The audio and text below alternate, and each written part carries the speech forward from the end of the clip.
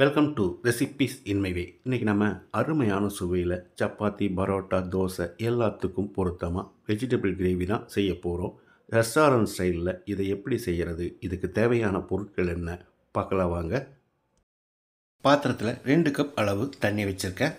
1 teaspoon உப்பு, 1 carrot நீளவாக்கில் நறுக்கினது, 1 உருளைக்கிழங்கு,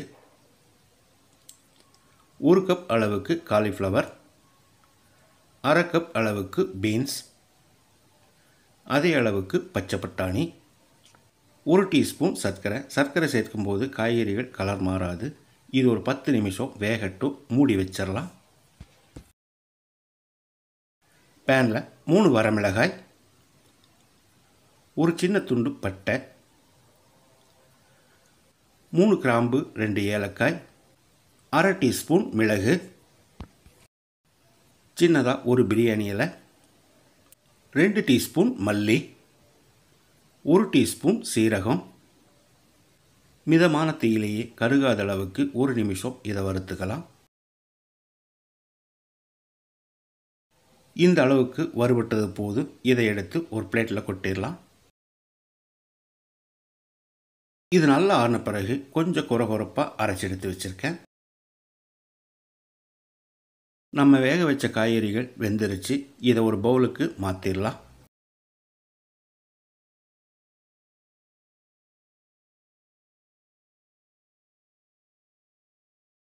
வாணலியில் 2 table spoon எண்ணெய் விட்டுக்கலாம்.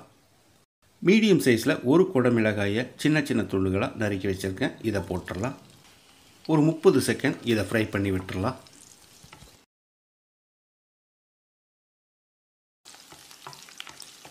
குடமிளகாயை போலவே சதுரமாக ஒரு வெங்காயத்தையும் நறுக்கி வச்சுருக்கேன். இதை போட்டுடலாம்.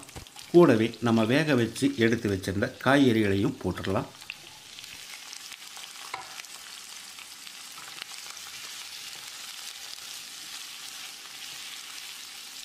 இது கூடவே நம்ம வறுத்து அரைச்சி வச்சுருந்த மசாலாவை கொஞ்சமாக போட்டுக்கலாம்.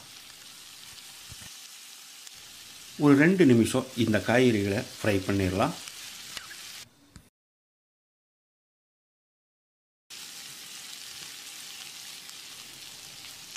நம்ம ஃப்ரை பண்ண இந்த காய்கறிகளை பவுல் எடுத்து வச்சிடலாம்.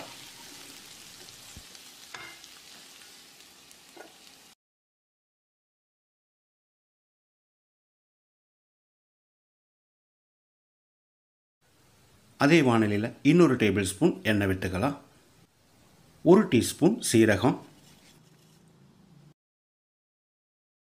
2 பெரிய வெங்காயம் பொடியாக நறுக்கினது. வெங்காயத்தை பொன்னிறமாக வதக்கிடலாம்.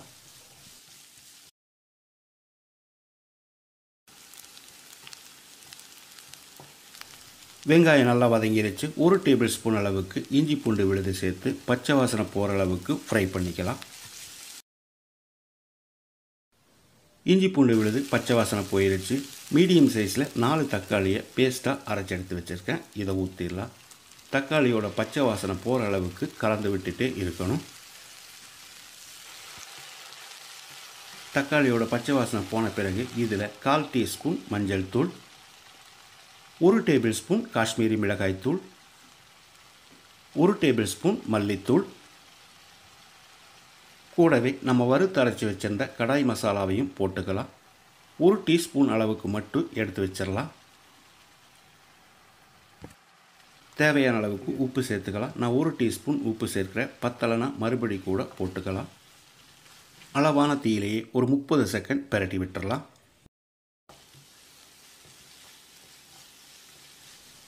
இப்போ இதோட நம்ம காய்கறிகள் வேக வச்சுருந்த தண்ணியை ஊற்றிடலாம்.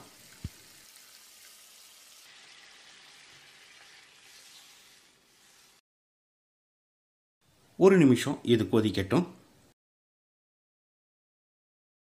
கிரேவி நல்லா கொதித்து வந்துருச்சு. 2 டேபிள் ஸ்பூன் அளவுக்கு முந்திரியை ஒரு 15 நிமிஷம் ஊற வச்சு அரைச்சி வச்சுருக்கேன். இதை ஊற்றிடலாம். 1 டேபிள் ஸ்பூன் கசூரி மேத்தி,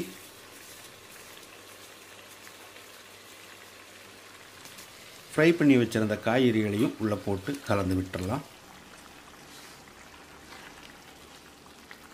ஒரு 2 நிமிஷம் இது கொதிக்கட்டும். இந்த ஸ்டேஜில் உப்பு சரி பார்த்து போட்டுக்கோங்க. கிரேவி கொதிச்சு வந்துருச்சு. 1 டீஸ்பூன் அளவு மசாலாவை எடுத்து வச்சிருந்தோம். இதை போட்டுடலாம். கூடவே பொடியாக நறுக்கின மல்லி இலையும் தூவி கலந்து விட்டு இறக்கிடலாம். அருமையான சுவையில் மணக்க மணக்க நான் செஞ்சுருக்கிற இந்த கடாய் வெஜிடபிள் கிரேவியை இதே மாதிரி இதே அளவுகளோடு நீங்கள் செய்து பாருங்கள். இந்த வீடியோ பிடிச்சிருந்தா லைக் பண்ணுங்கள், கமெண்ட் பண்ணுங்கள், ஷேர் பண்ணுங்கள். சப்ஸ்கிரைப் பண்ணாதவங்க சப்ஸ்கிரைப் பண்ணுங்கள். மறக்காமல் பெல் பட்டனை கிளிக் பண்ணுங்கள்.